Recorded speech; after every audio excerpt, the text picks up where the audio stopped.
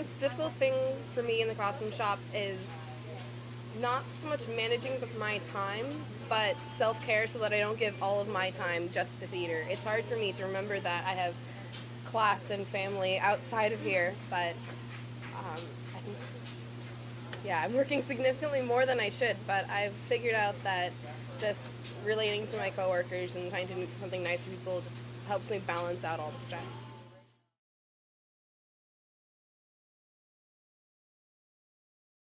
I am the staff, yes.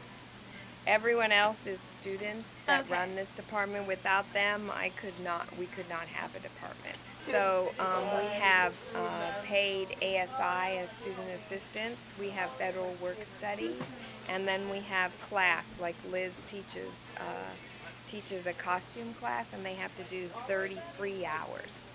So some of the students here are doing that. Some of the students are taking what they call a 120, and they have to either do what we call a day crew, which is doing laundry, mending, ironing, all of that kind of stuff, and or they run the show.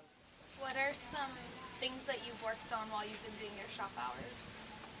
Right now we just did, right now I'm doing the ironing, but yesterday we did a bunch of organizing. We put the costumes with the right names and the name tags, and we have to do laundry every morning after the show. But there's a bunch of different things. Like, this is only, a lot of people who know how to sew can help with that, or it's kind of for anybody. Because with theater, if you're just trying to do it all on your own, it's not going to work. And you need to take advantage of everyone's specific skills. Like, Lauren is very organized, I'm very detail-oriented, so we've been using that to the best of our abilities to make the best show possible. Overall, I think Cabaret was my favorite production, but my favorite piece was last semester on Che Guevara and the Dispossessed. I worked on sewing a raw silk wedding dress, and since it was a mixed media, there would be cameras really close up, and it had to be perfect. It had to fit her, and I had to keep washing my hands so that none of the oils on my skin would be soaked into the fabric. So it was extremely stressful, but hearing everyone's reaction to it, my boss said that when they saw it in the rehearsal, everyone just gasped and stopped, and it felt so good to complete something that, I don't know, use my angel retentive abilities for good. I came in with craft skills, that's where I started, but what I've really learned is to be comfortable with machines. I'm significantly faster at sewing on a machine than my hand now, which is different, but one unique thing that I've learned here is I can thread the overlock with blind hemmers. I've been put in charge as rentals manager, so I've learned to do PR and just network with other theaters in the community and learn how to balance all that and not ask people like, hey, you haven't paid us yet. And that's really built up my confidence, because before I had a fear of public speaking, but theater's a good place to get rid of that.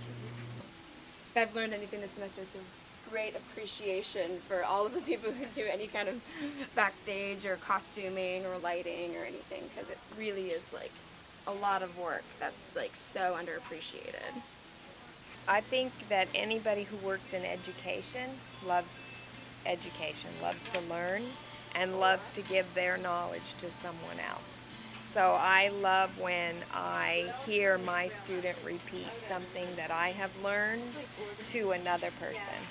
Do you know what I mean? Or like Sierra's graduating now, and then a lot of times I will give her, I always say, well, you know you've learned something when you can teach them. And so a lot of times I will give her, like, okay, you tell this person how to do this and this. You're in charge today because I got to do this other thing.